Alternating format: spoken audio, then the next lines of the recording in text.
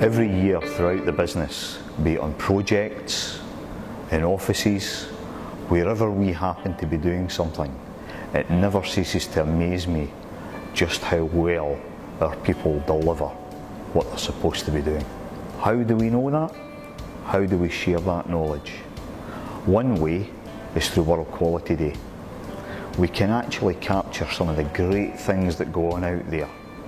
We can celebrate it. There is a tendency sometimes in quality to focus on the negative, what went wrong. Let's look at how much just goes right. We do so much of it.